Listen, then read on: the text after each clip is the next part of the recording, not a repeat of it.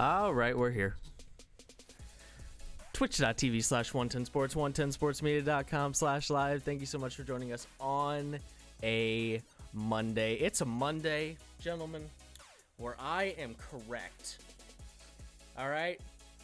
I am the king. We need to put a crown on my head right now, but we'll get to that here in a moment. Josh Dorr and Chris Brown in their correct boxes are here with me. Gentlemen, how you doing? On a Monday morning, that is, the sun is shining, and I could not be brighter, all right, this morning than I've ever been since maybe correctly predicting the National Player of the Year. What was that? 3 years ago now, Josh? But Josh, Chris, maybe even longer than that. It might even be longer than that. They're both here with me, guys. How you doing? Chris, it's all up to you now. We got to complete the trifecta. Postseason predictions. I had MLS Cup. Josh had the Super Bowl. Well, Josh had it from the beginning of the season. I only had it from the beginning of the postseason. Mm-hmm. Which would have been equally as impressive because, like, I'm not sure anybody was predicting the Chiefs and the Bucs at the beginning of the Super Bowl. At the beginning of the playoffs either. I mean, I'm sure there were more then than actually. Were there more or less? That's a fun game to play.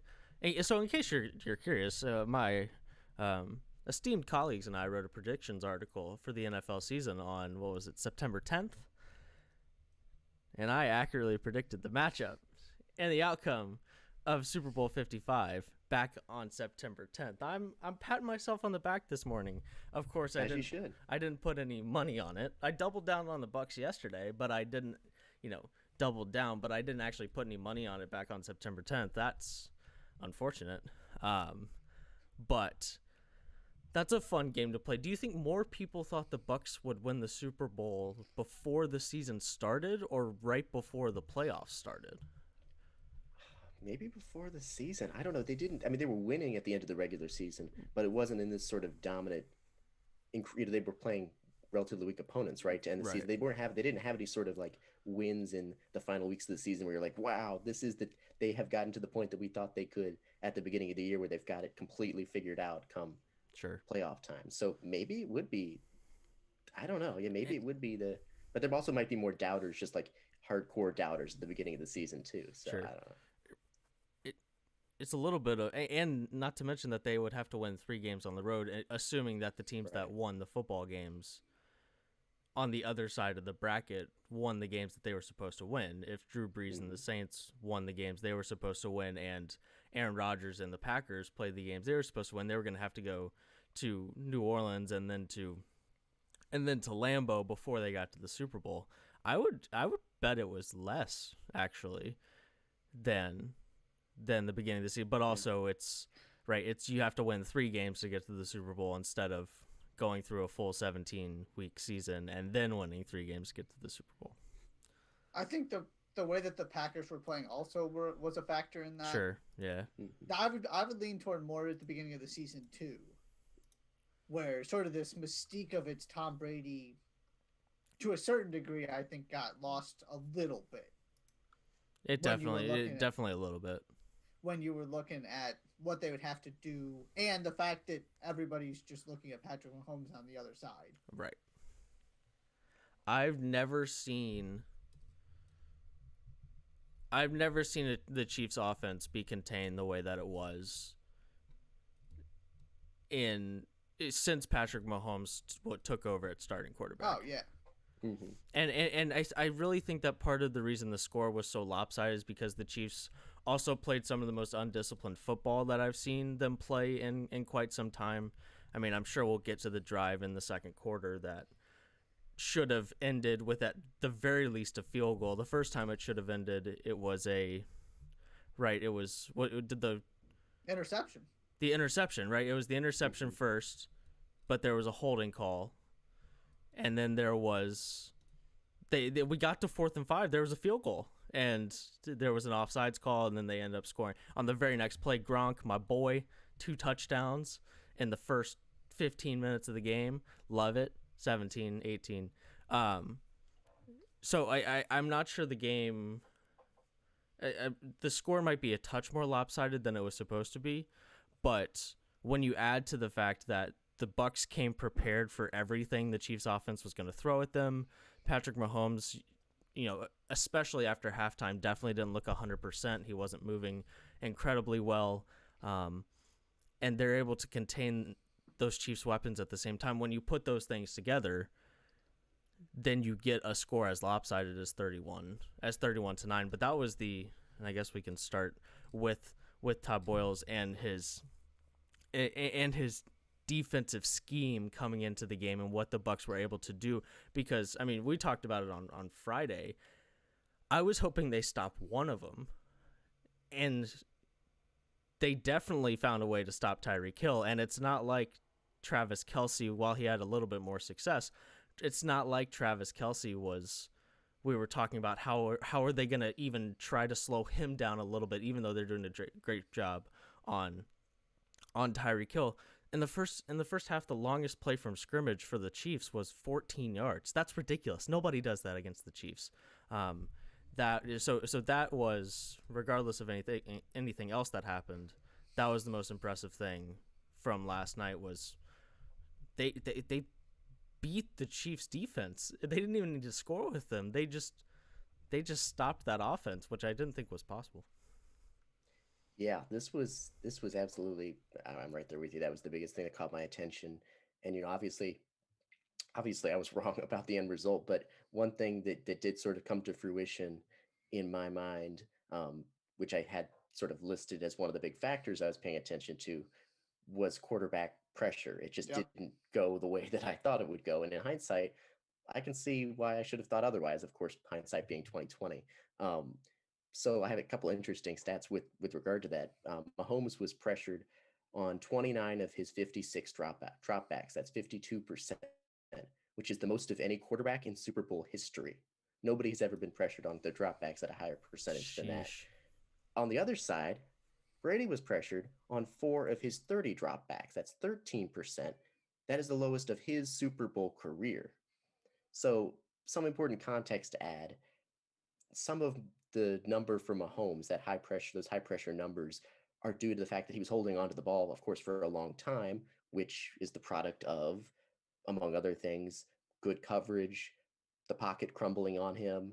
There's a lot of different factors. It all sort of plays together. It wasn't as if it was just one factor, right? He was in a situation where, I mean, there's just a staggering difference between those two sides. And when you look at, like you said, Josh, the Bucs defensively, that game plan from Todd Bowles, he is my MVP. If I was choosing, like, you can't do it, but he is the person who I look at and that scheme as the MVP.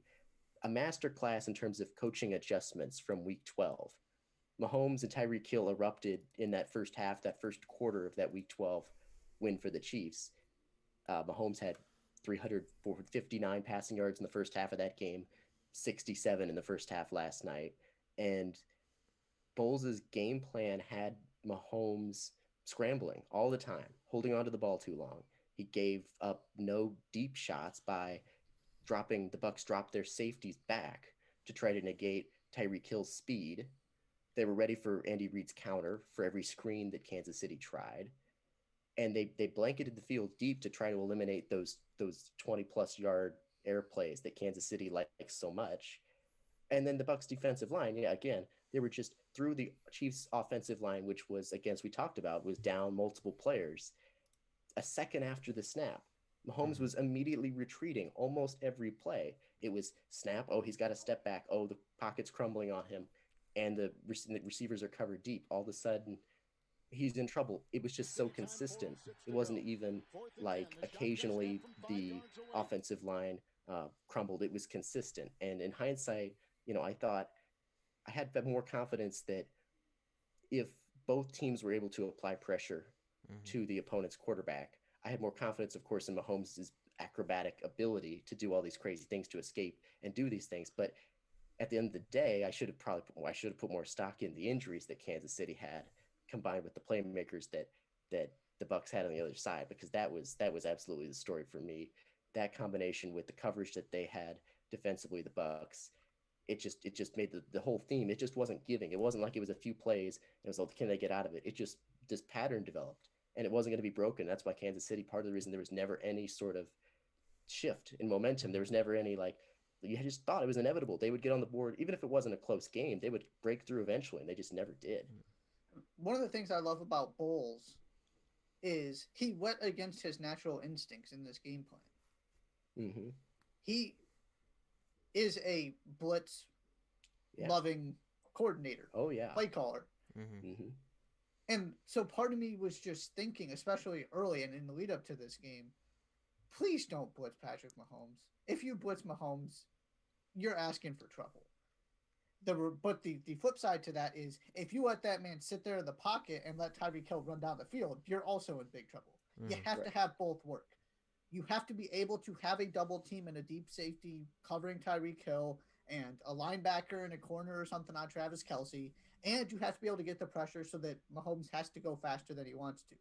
And because of the Buccaneers' defensive line, because of the injuries to the Chiefs' offensive line, that was exactly what was able to happen.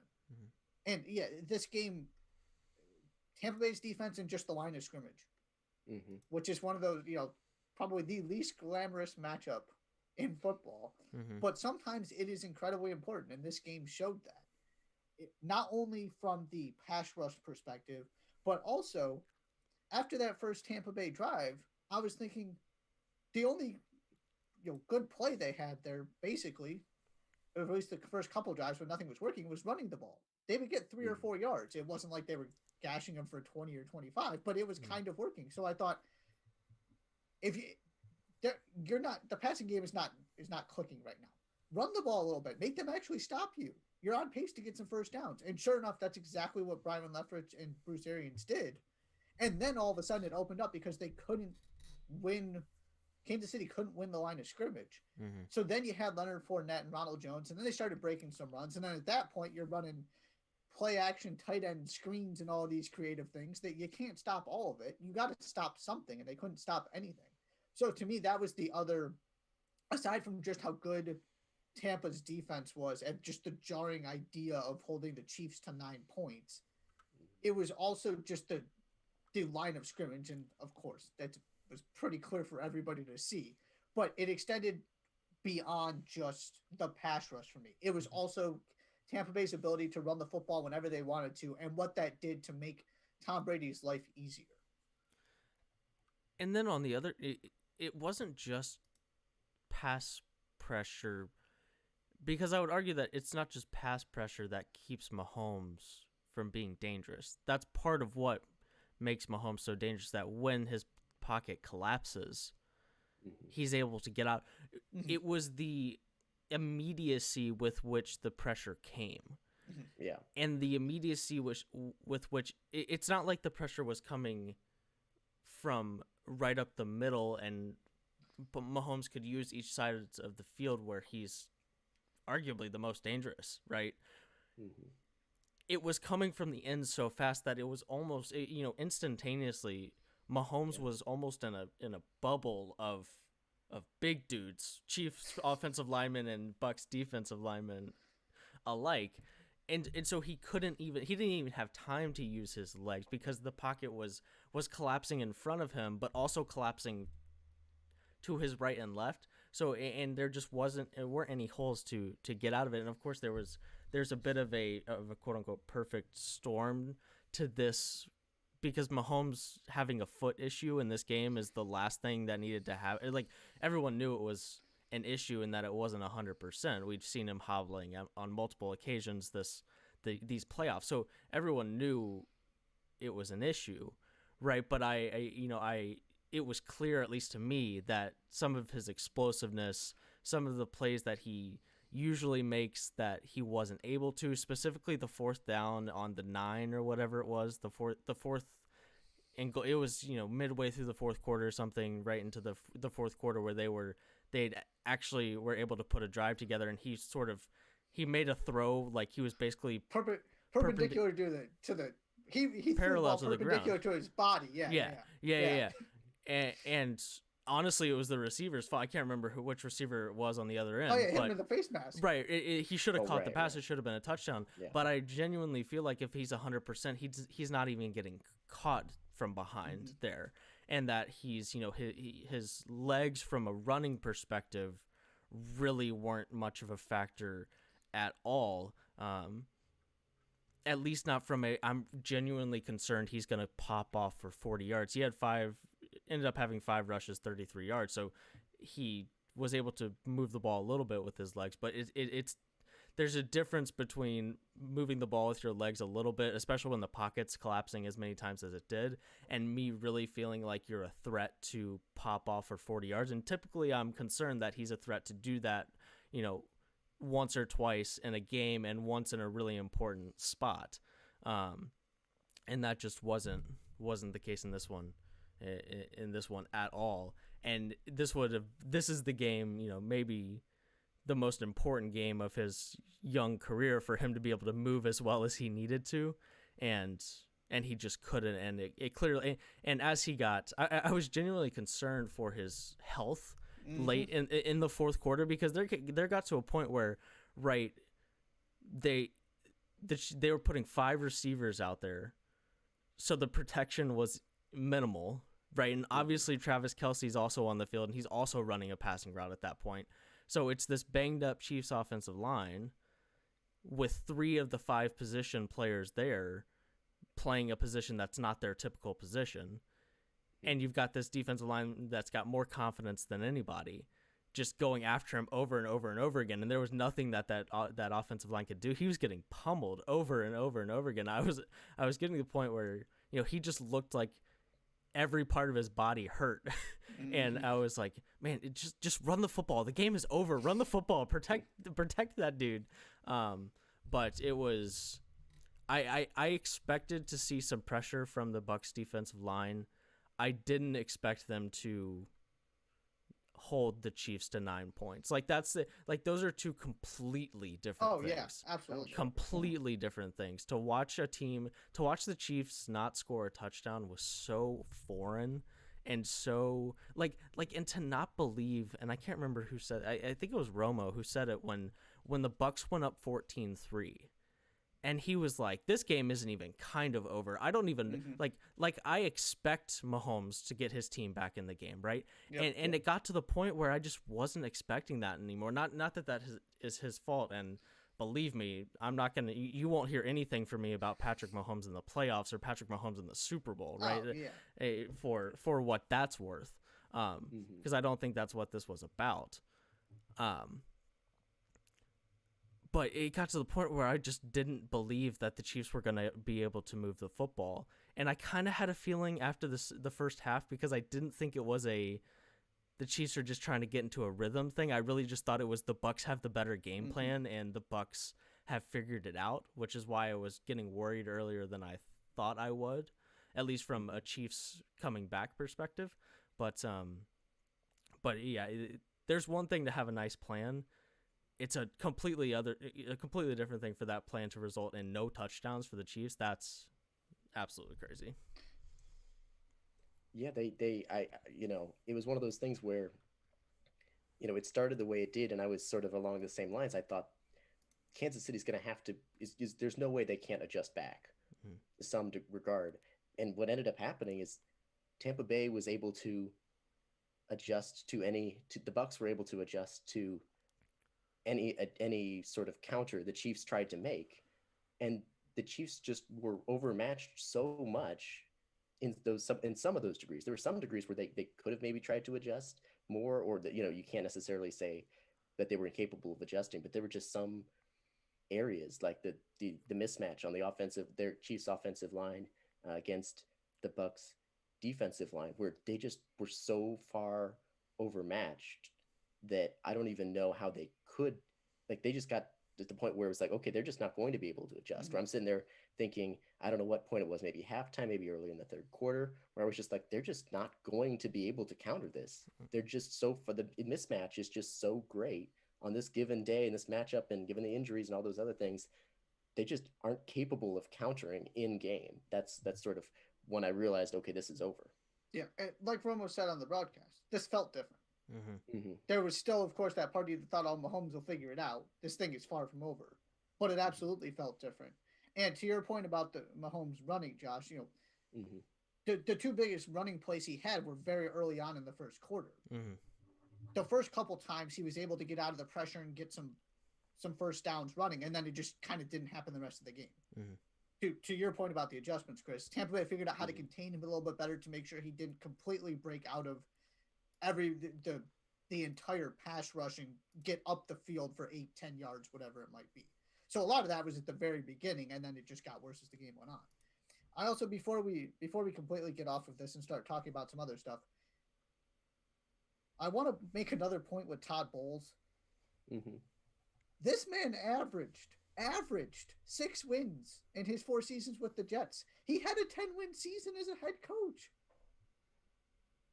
He is one of up there with Ty Lue in the NBA. On my list of coaches that I don't understand why they got fired and what they were supposed to do. He averaged 6 wins with the Jets. How does that look right now? And yet nobody was. Ty Lue had the misfortune almost of having LeBron James, and then when LeBron James left, it was clear that he just nobody, to your point, nobody would have put the Cavs back together quickly. And he was gone within 12 games or something like that. Sure. It was not even half a season. I don't even think it was a third of a season.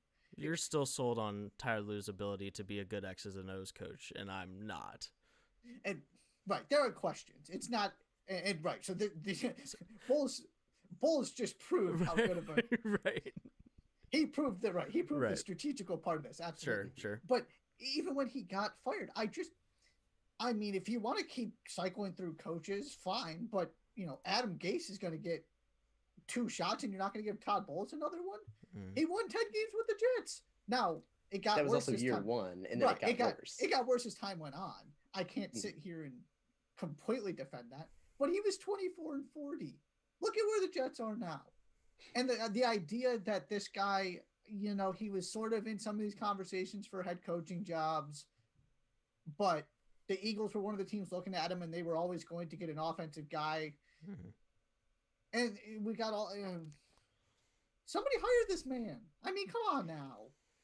It's almost not even fair that he's still going to be Tom Brady's defensive coordinator and just keep this thing going if nobody hires him next year.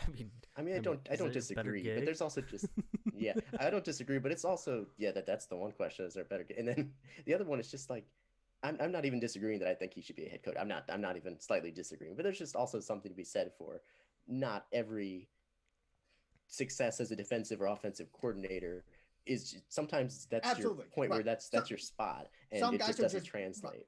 100%. But the amount of guys who have been less effective as head coaches and gotten a second chance, that's my point. Sure. Is if it doesn't go well again and you feel like he has resources to succeed, then he might be one of those guys where he is just a tremendous defensive coordinator. That's what he does. Steve Spagnuolo. But somebody give him another chance with a roster that can actually compete. And who knows? Maybe he has been given the other another chance. Maybe somebody has, and maybe the Eagles did call and say we want to interview you, and they did. They interviewed him. They did interview him. Okay. Yeah. Okay. From what I understand. And maybe there have been other teams that have called and say, "Hey, we want to interview," and he's like, no, I'm good. Tom Brady's my quarterback, right? But on both sides of the equation, right? We've had many conversations in the last couple of weeks about the head coach hiring process and shortcomings of NFL front offices, and it seems like we're pretty. There's no rhyme or reason, which is fine. It's a coaching search, and to a certain extent, I wouldn't expect there to be any rhyme or reason to that. But at the same time, it feels like that's a guy that. That's a guy I'd want to interview for sure. You just stop Patrick Mahomes, and to a certain extent, for the next 15 years of the NFL's life, if you want to get to the Super Bowl or win it, you're probably going to have to stop Patrick Mahomes, right? Especially if you're in the AFC, that's probably going to be part of your job. It's like trying to beat the Warriors. That's how you're putting your roster together, and if you're trying to stop Patrick Mahomes, that's probably how you're trying to put your coaching staff together, at least to a certain extent. Let's take a quick break, and then we'll come back, talk more about the Super Bowl. You're watching 110 Daily on the 110 Sports Network.